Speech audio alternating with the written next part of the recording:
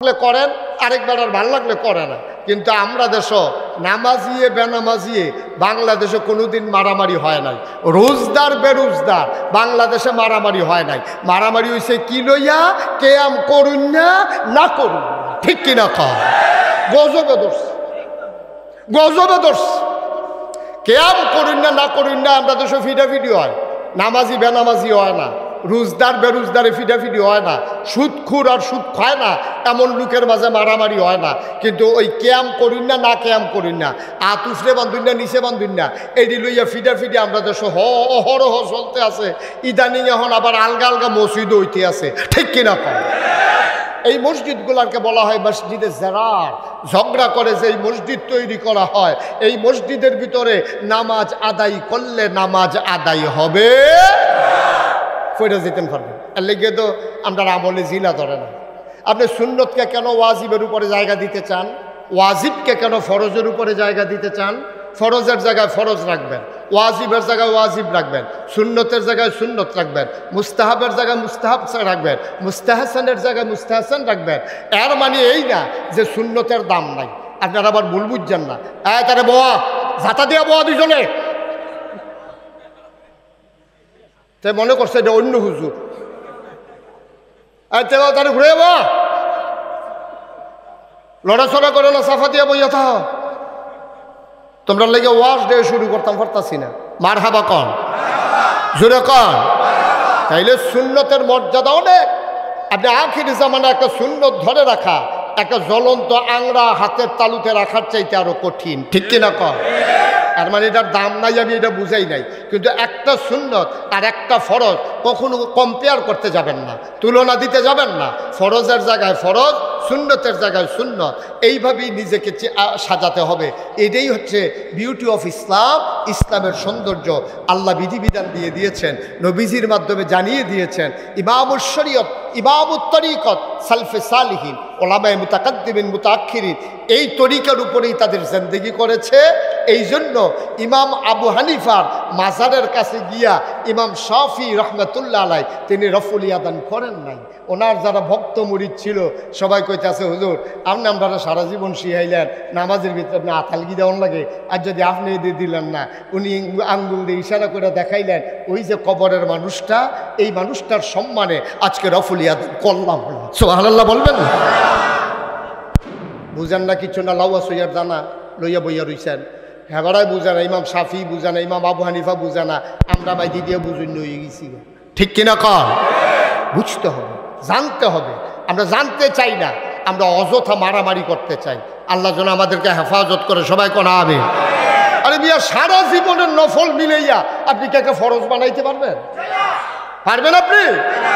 আমি এখন কইলাম, মনে করেন যে ও এই ফাগড়ি বান্ধন সুন্নত, তা আপনি মনে করছেন আহারে নাগেশের হুজুরে যেমনি বুঝাইয়া কইছে এমনি তো আর কোনোদিন শুনলাম না, ফাগড়িও আর বান্ধা গেলাম না, আর আল্লাহ যা করে করবো, আমলও হনে শুরু। আপনি অন্ধকারের ভিতরে গিয়া লুঙ্গিটা টান দিয়া সিরা আপনি মাথার মধ্যে ফাগড়ি বেঁধে হাঁটতে আসেন, যেহেতু সুন্নত। তো ফাগড়ি বন্ধন তো সুন্নত, ফরজ ঠিক কেন, ঠিক নি রে? হ্যাঁ, যদি এই লুঙ্গি বাদ দিয়ে ফাগড়ি বন্ধন শুরু করে তো মানুষ কি তারা ভালা করবো না পাগল করবো? পাগল করবো। ফরজ বাদ দিয়ে কি এর সুন্নত পালন করছেন আপনি? আপনি ফরজ লুঙ্গি টান দিয়ে সিরা মাথার মধ্যে ফাগড়ি বেঁধে হাঁটতে আসেন, আপনি হুন্ডাইছেন মাসাল্লাহ যে ফাগড়ি বন্ধন শুনল। আমরা তো এই অবস্থা, আমরা নামাজের খবর নাই। ও আমরা যারা ফিরসা, আমরা কি কই, মাগরিবের পরে ফজরের পরে কিছু ওজিফা আদায় করবেন। আয়াতুল কুরসি পড়বেন একবার, সুবহানাল্লাহ 33 বার, আলহামদুলিল্লাহ 33 বার, আল্লাহু আকবার 34 বার, আল্লাহুম্মা আজিরনি মিনান নার 7 বার, বিসমিল্লাহির রহমানির রহিম 19 বার, রাদিতু বিল্লাহি রাব্বা ওয়া বিল ইসলামি দীনা ওয়া বিমুহাম্মাদিন সাল্লাল্লাহু আলাইহি ওয়াসাল্লাম নবিয়্যা ওয়া রাসূলা 3 বার, সূরা ফাতিহা, তারপরে দুরূদ শরীফ, তারপরে সূরা হাশরের আখিরিতে এনার, সূরা ইখলাস, এরকম আমাদের নির্ধারিত কিছু ওজিফা আছে, এইটা আমরা দিছি। আচ্ছা, এবার আপনার বিবেকের কাছে জিগাই, এইটা কি নামাজ সাইরা না নামাজ পইরা? আপনি যদি কন যে হুজুরের কাছে মুড়ি দিছি, হুজুরে কইছে ওজিফা আদায় করতাম, মাগরিবের নামাজ না পইরা তসবিহ লইয়া বইয়া লাইছেন, ওইব? ওইব আর কি। আপনি ভাত তরকারি কোনো তার না লইয়া বেড়াইতের মতো হুদা সালাদ খাইতে আছেন, আর কুদুর ফরে ফরে লেবু সিফা দিতে আছেন। ভাতেরও খবর নাই, তরকারিরও খবর নাই, সালাদ আর লেবু খাওয়ান যেরকম, নামাজ বাদ দিয়া, রোজা বাদ দিয়া, ফরজ আবাদত বাদ দিয়া নফল লইয়া দৌড়া দৌড়ি হইল এইরকম। ঠিক কিনা কম? আর সৌন্দর্য তো তখনে না, সৌন্দর্য তখন ফরজের সাথে সুন্নতগুলা মিলে যায় যখন। ঠিক কিনা কম? সারা জীবনের নফল মিলাইল একটা ফরজ বানাইতেন পারতেন না। তো নোয়াখালীর হুজুর এসে কুমিল্লা ওয়াজ করতো। নোয়াখালীর তারা চালাক আর আমরা কুমিল্লার তারা হইল বুদ্ধিমান। ঠিক কিনা কম? আমরা মোটামুটি শৈল্লা ফিরা খাইতে আছি, কেন এত চালাকির দরকার নাই, শৈল্লা ফিরা খাওয়ান দিয়া কথা। তো হুজুরে যখন ওয়াজ করতে আসে, তো হুজুরে ওয়াজের ভিতরে কইছে যে সারা জীবনের নফল মিলাইলেও একটা ফরজ বানাইতে পারতাম। তো একজন মুরব্বী দাঁড়াইয়া কয়, হুজুর সারা জীবন তো নফল অনেক আদায় করলাম, এটিকে পাওয়া গেল, আপনি যদি কোনো কাম হয়ে না লাগলো তো আর লাভ কি ফললাম কি তা? হুজুর আপনি যদি কুদুর কইয়া দিতেন কয়টা নফল মিলাইলে একটা ফরজ হয়, কাম লাগলে নফল আরও বাড়াই লইতাম, তো একটা ফরজ নি বানান যায়। হুজুরকে এই প্রশ্ন তো জীবনে 40 বছরের ভিতরে কেউ করছে না, কয়টা নফল মিলাইলে একটা ফরজ বানান যায়। হুজুরে চুপ করে বইয়া রয়েছে। কয় কি টানা জিজ্ঞাসলেন? হুজুর জিজ্ঞাসলাম কয়টা নফল মিলাইলে একটা ফরজ হয়। তো হুজুরে খুব বুদ্ধিমান মানুষ, তো চালাক মানুষ। হুজুরে কয় যতটা সুপারি গাছ মিলাইলে একটা নারকেল গাছ হয়।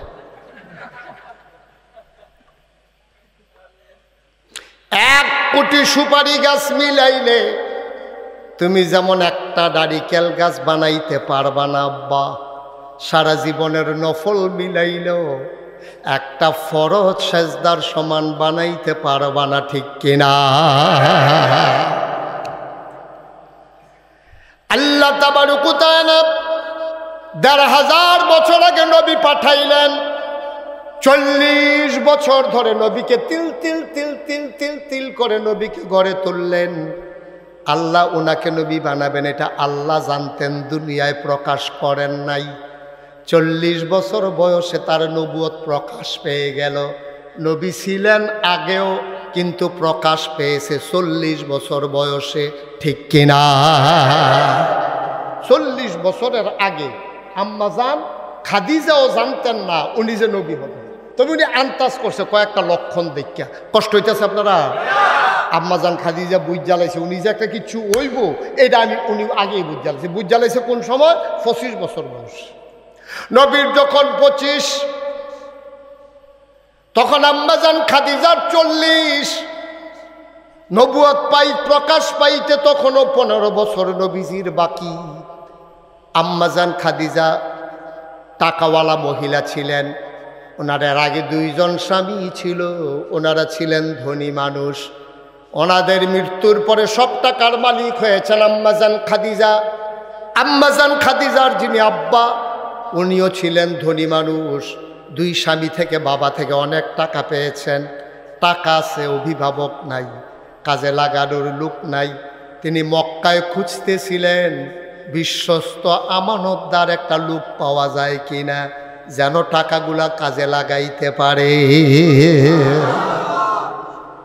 আপনার এদিকে কি জোরে সুবহানাল্লাহ কইলে জরিফানা আছে না? নমুনায় কয় আর কি। সুবহানাল্লাহ কইরা লইয়া পড়বেন, আর যেন কন না লাগে। বলেন সুবহানাল্লাহ। টাকা আছে, লাগানোর লোক নাই, ফুজি আছে, শ্রম দৌড়না নাই। তখন উনি যারে পায় তারে জিগা, ভাই আমরা দেশের ভিতরে বিশ্বস্ত একটা মানুষ আমার দরকার। কারণ এটা আপনি তালাশ করতে আছে, আমাদের আল আমিন আছে না? সুবহানাল্লাহ কইতেন না? মুহাম্মদ তিনি সাদেক, তিনি আল আমিন, তিনি সত্যবাদী, তিনি বিশ্বাসী। সুবহানাল্লাহ বলবেন না? তার চাইতে আমানতদার আর কে আছে? তুমি লোক তালাশ করো কেন? ওরে খুঁজা বাইর করো। দাসী পাঠাইলেন, নিয়ে আসলেন। চুক্তি হলো, ডিড হলো যে পুঁজি আমার, শ্রম আপনার, লাভ যা হবে 50-50। সুবহানাল্লাহ বলবেন না? আপনার তো টাকা নাই, আপনি শ্রম দেবেন আর আমি টাকা দেব, ব্যবসা হবে, লাভ যা হবে অর্ধেক আপনার, অর্ধেক আমার। আম্মাজান খাদিজা বুঝতে পেরেছিলেন কুরাইশ বংশের বনু হাসিম সবচেয়ে সম্ভ্রান্ত গোত্রের মানুষ হচ্ছেন আমার নবীজি।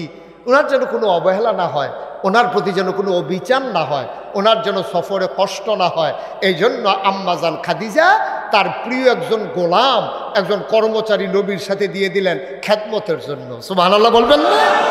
আর কানে কানে বলে দিলেন তুমি একটু ফলো করবা, খেয়াল করবা মানুষটার স্বভাব চরিত্র কেমন। সুবহানাল্লাহ কয় না রে? তুমি এটা খেয়াল করো।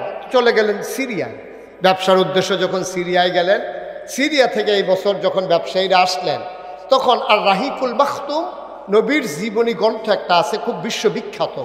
এটা আপনারা পড়বেন, এটা বাংলায় সুন্দর করে লেখা আছে, খুব মজার একটা কেতাব, এবং সবগুলো বর্ণনা নির্ভরযোগ্য বর্ণনা। উলামায়ে কেরাম এই ব্যাপারে ইজমা হয়েছেন। বর্তমানে উলামায়ে কেরাম বলেছেন এটার ভিতরে অতিরিক্ত কোনো কথা নাই, মূল কথাগুলো হাদিসের রেফারেন্স সহ, কিতাবের রেফারেন্স সহ এখানে নিয়ে এসেছেন। কয়েকটা নির্ভরযোগ্য কেতাবের ভিতরে রাহিকুল মাখতুম একটা, আর সিরাত ইবনে হিশাম সবচেয়ে প্রাচীনতম একটা গ্রন্থ। এগুলা পড়লে নবীর জীবনে অনেক কিছু জানতে পারবেন। আমিন কন, জোরে কন।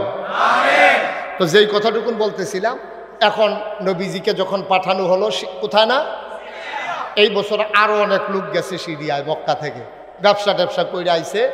সবাই মিল্লা, খেয়াল করেন সিহল কথা, সবাই মিল্লা, এই যে বিরাট কাফেলা গেছে, সবাই মিল্লা যা লাভ হয়েছে নবীজির একাই সবার চাইতে বেশি লাভ হয়েছে।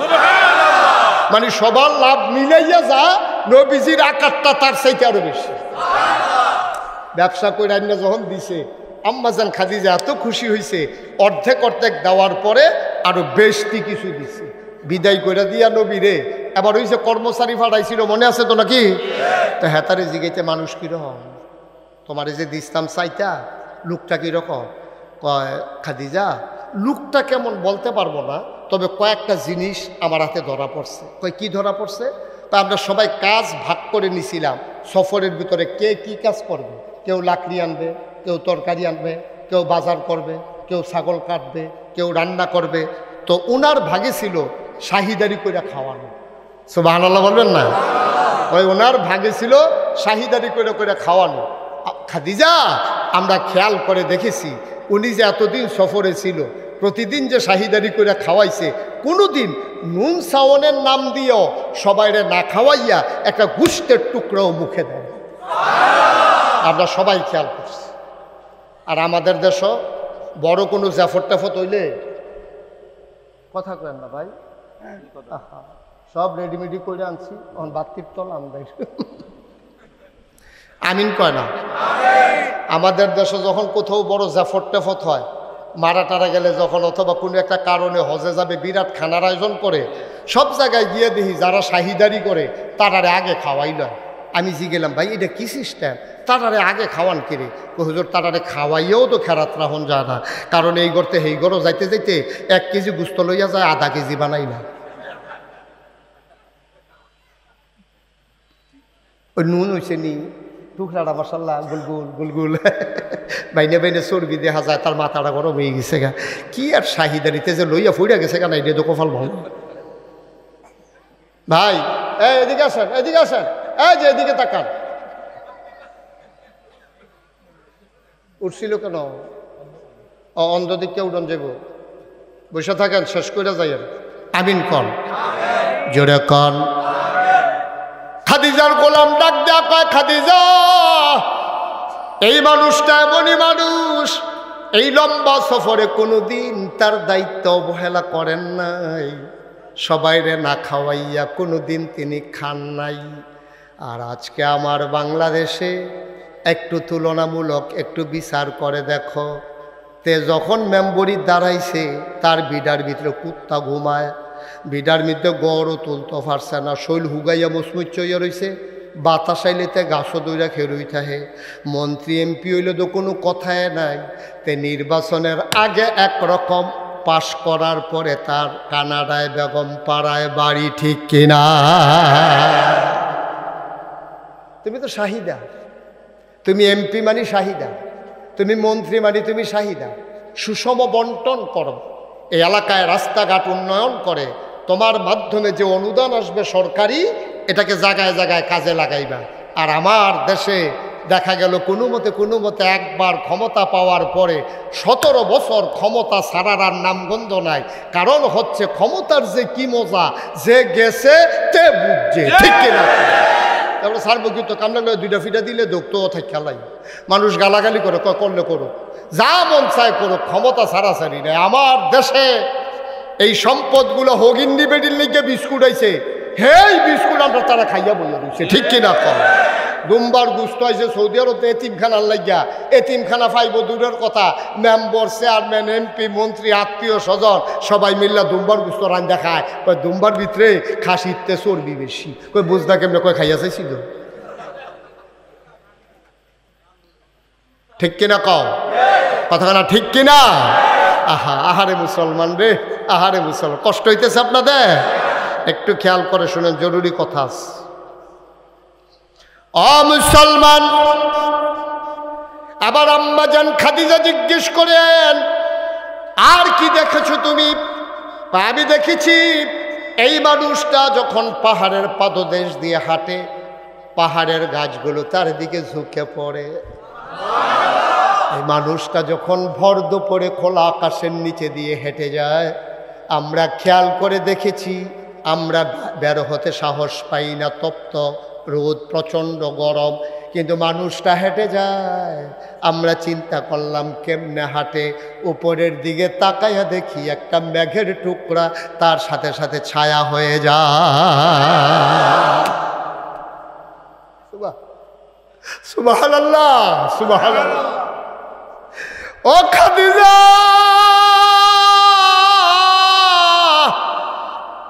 আপনি জানতে চেয়েছেন মানুষটা কেমন?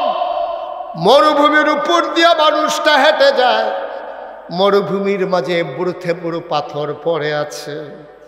পায়ের নিচে পাথর পড়লে মানুষের প্রচণ্ড ব্যথা হয়।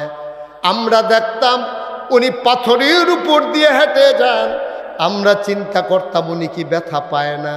পেছনে পেছনে দৌড়ে দৌড়ে যেতাম, ওনার পায়ের নিচে যে পাথর পড়েছে হাতে নিয়ে দেখতাম এই মানুষটার সম্মানে শক্ত পাথরটা তুলার মতো নরম হয়ে গেছে।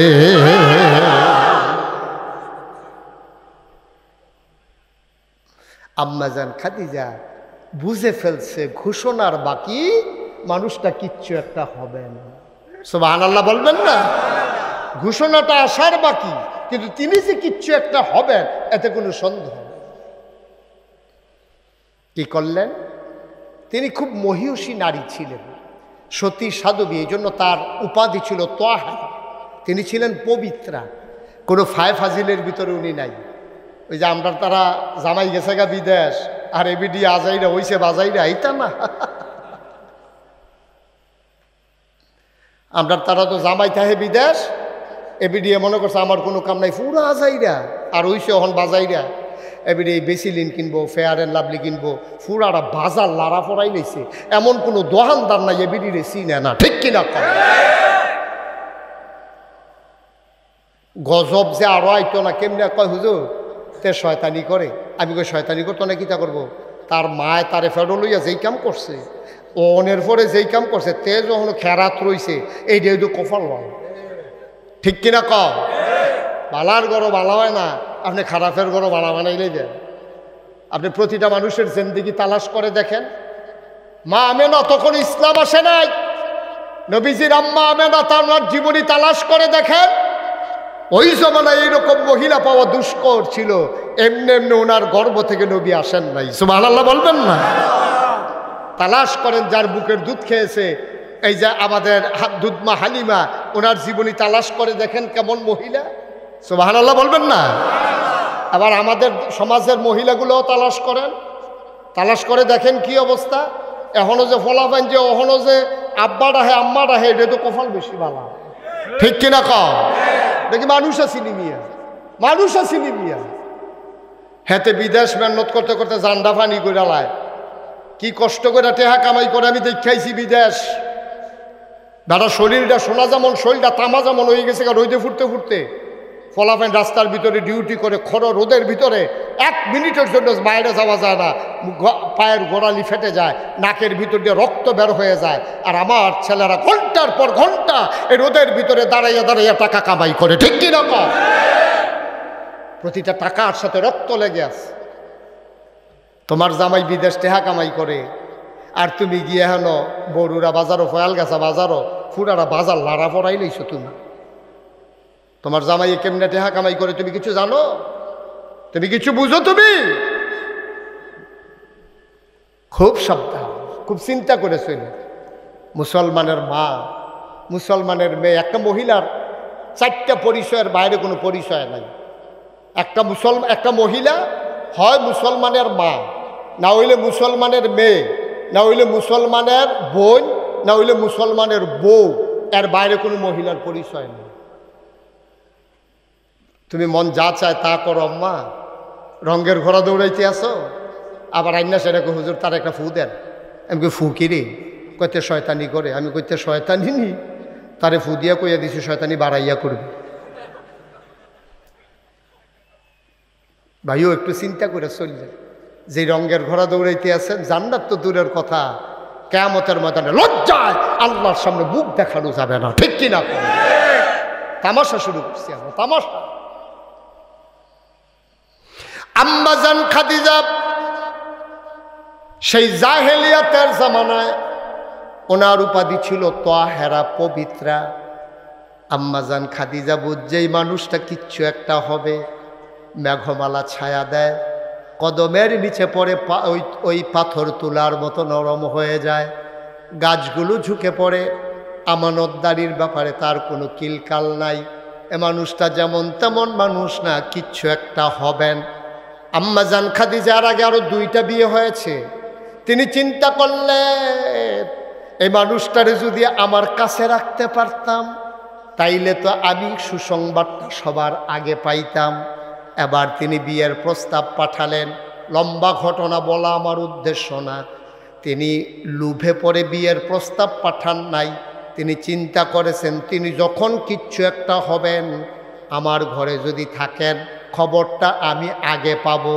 এই জন্য তিনি বিয়ের প্রস্তাব পাঠাইলেন।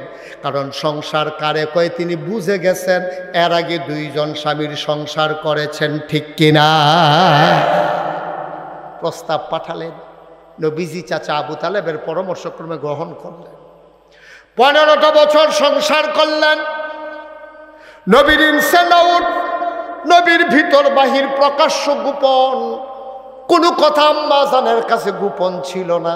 একটা মানুষ চিনতে 15 বছর লাগে না। 15টা বছর সংসার করলেন নবীজি, একসাথে চললা, একসাথে খাইয়া, একসাথে ঘুমাইয়া, একসাথে থাইক্যা, সিনার আর বাকি নাই। নবী চলে গেলেন হেরা গুহায়, সেখানে দিদি ধ্যানমগ্ন। আম্মা জান খাদিজার তখন 40 বছর বয়স। 40 বছর বয়সে তো আমরা দেশের মহিলারা বুড়াই হয়ে যায়। 40 বছর বয়সের মহিলা আম্মা খাদিজা সকালে একবার, বিকালে একবার, অথবা 2 দিন 3 দিন পরে পরে একবার ওই হেরা গুহার মাথায় নিয়ে আমার নবীর